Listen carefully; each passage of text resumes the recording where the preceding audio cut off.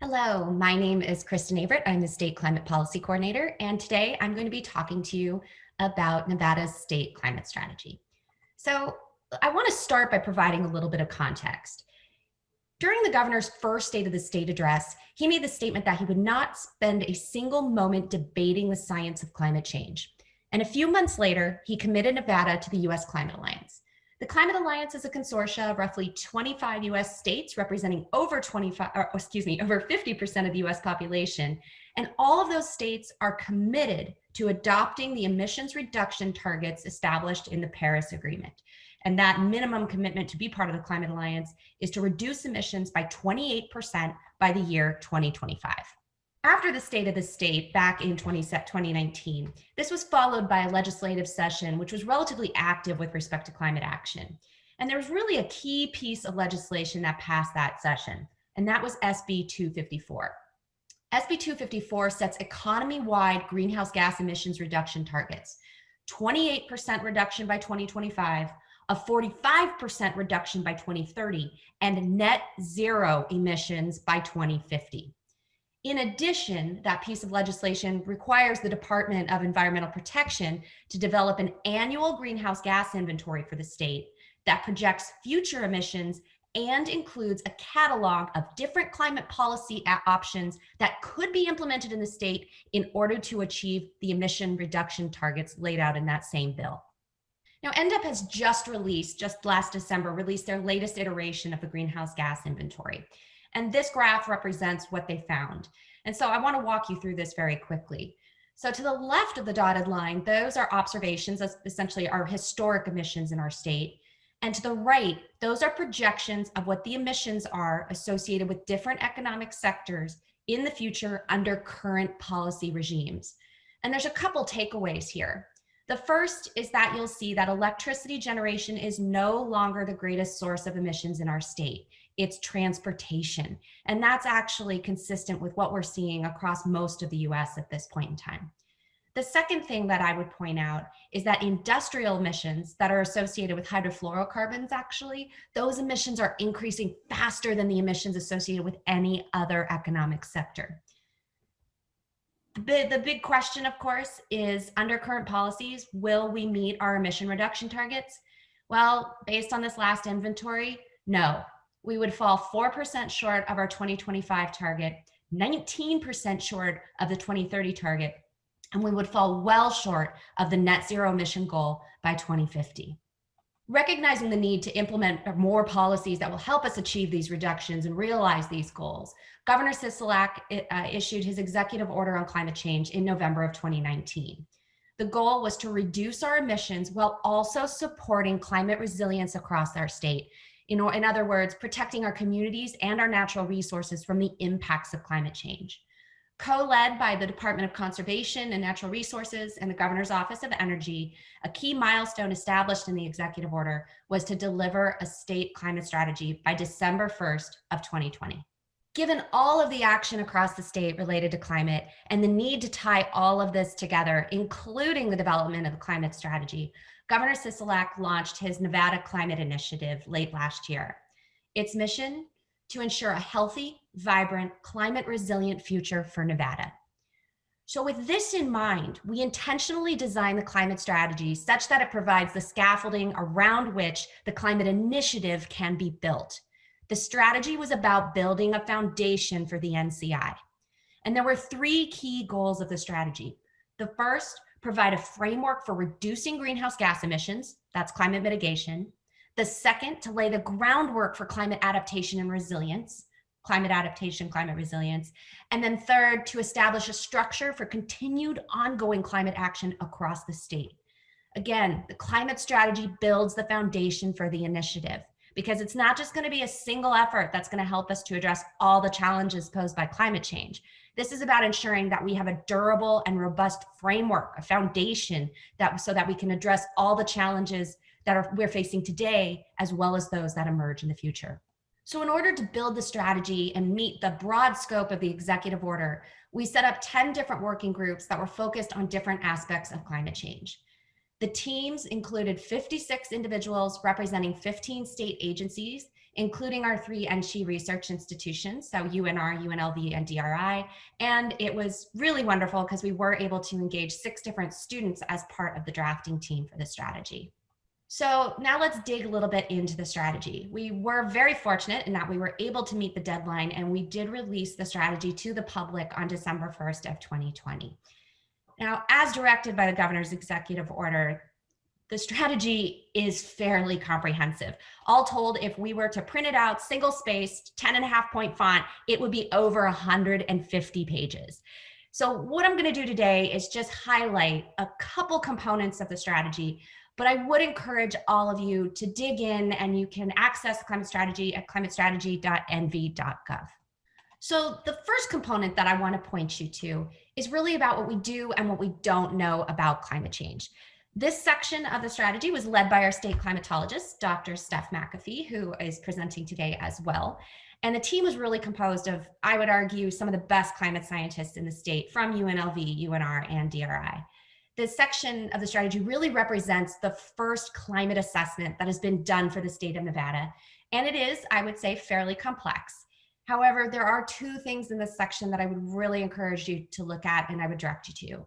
The first is the table of climate impacts that are at the very beginning of this section. This table lays out how the impacts of climate affect different sectors across our state: public health, agriculture, tourism, as well as water resources. Now, the second thing I would encourage you to look at is at the very end of the section, where the team lays out the risks that are posed to Nevada by climate change. Now, all told, this part of the strategy, it really constitutes the baseline work that's necessary to ensure that Nevadans are resilient to the impacts of climate change. And I'm looking forward to what this team continues to do as we move forward with climate action in this state. I'll also just mention that in collaboration with University of Nevada, Extension, they put together a wonderful short summary of this section that is available on their website. So the next section of the strategy is about what Nevadans think. And it includes the initial results from a scientific survey about climate that was conducted by researchers at UNLV. And the key takeaway here is that Nevadans are very concerned about climate change. Our initial results show that over 75% of the respondents were in fact very concerned. And the issue of greatest concern was drought.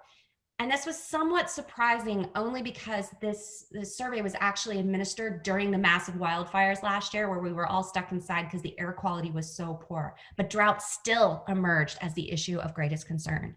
Now, there are a lot of other insights to be gleaned from the climate survey results. And I recently had a conversation with Professor Bloomfield, who is leading the study for UNLV, and she indicated that they do have additional results, and they look forward to being able to share them more broadly in the future. So I very briefly want to talk about what is really the centerpiece of this iteration of the climate strategy, and that's our mitigation policy analyses. What we did here is we developed a framework that would help policymakers to effectively shape and mold climate solutions so that they could work for our state. And then we applied this framework to some very specific climate policies. Well, all told, we specifically looked at 17 different climate mitigation strategies from across 5 different economic sectors. And these policies were derived from the NDEP greenhouse gas annual inventory. If you'll recall, per SB 254, as part of that inventory, they have to include a catalog of potential policies that could help us achieve our emissions reduction targets. So what we did was we pulled those out and we ran those through our framework analysis. So again, our approach was really about figuring out how do we shape policies that have been adopted or are under consideration in other states so that they can work for our state. And the way that we did this was through the design of our policy framework. Now, the framework that we developed had 4 different metrics. The first, greenhouse gas emissions reduction potential. In other words, if we were to implement this particular policy, what kind of emissions reduction could be achieved and on what time frame? The second, climate justice. This is essentially asking, do we know what kind of impacts there could be to low-income communities, low-income communities, indigenous populations, as well as communities of color? Have we explored how to develop net benefits for these particular communities? Have we had adequate discussions? Do we know enough to be able to shape a policy? so that we are appropriately considering climate justice and environmental justice issues. The third metric, budget and economic implications. How much does it cost to implement and how much does it cost to administer? And then finally, implementation feasibility. This is about legal barriers to decarbonization. In other words, do we already have the authority in statute to implement the particular policy? Or is this something where we'd have to go, I don't know, change the US Constitution or something along those lines? How easy would it be to implement the policy in our state? So what I want to do is I want to provide a quick example about how we actually applied this framework to specific policies. And let's take for example, the policy analysis for the transition from fossil fueled electricity generation to clean energy sources. In this particular write-up, the team that actually drafted this part of the strategy, they point out that we have 2 coal-fired power plants operating in the state. And we have a fairly good idea of what the emissions are, the greenhouse gas emissions are that are associated with these 2 power plants. However, the exact timing of the retirement of these 2 plants is fairly uncertain. So we aren't confident that these retirements can help us to meet our 2025 or 2030 emissions reduction targets. Consequently, the working group team assigned a designation in this light green sort of category. And I want to point out here that when the working groups made assignments and these kind of color-coded designations for each of these metrics, a green designation doesn't mean, oh, we're good to go, there's no problem within this particular metric. It's about what we do and don't know. A dark green would actually indicate that we have a great degree of confidence in terms of what we understand as it relates to that metric. Conversely, yellow doesn't mean, nope, we shouldn't move forward with a particular policy or we have issues with this metric. It's more that there's a great deal of uncertainty, but it offers the opportunity to shape a policy so that we can constrain some of those uncertainties and try to essentially, again, shape the policy so that it works for our state. So the next section that I want to highlight is about complex climate challenges. You know, solving climate change, it's hard. If it was easy, we already would have done it. But the longer that we avoid the difficult conversations that we really need to have so that we can design a transition and in a lot of cases move forward with the transformational changes that we need to implement, the harder it's going to be to make the changes that we need to. It's going to be harder if we wait. It's going to be harder if we have to make those changes further down the line. So our approach in this section was to lay out all the issues across 4 themes focused on the need for economy-wide greenhouse gas emissions reductions. And those were transportation transformation, transmission planning and grid modernization, urban planning and green buildings, and land use and natural and working lands. By laying out all of the complexities and acknowledging stakeholder concerns, which is what we did in this section, this allows us to identify who's invested in these issues, who's impacted, who has the authority, and who has the influence to actually affect change. And this helps us to determine who needs to be at the table to come up with the solutions, including historically marginalized people across our state. This is all about making sure that we build a table and get the right people around it so we can figure out the path forward. The next section of the strategy that I want to highlight is about the economics of climate action. Now, we often hear that climate action, it's too expensive. Why do we need to do this?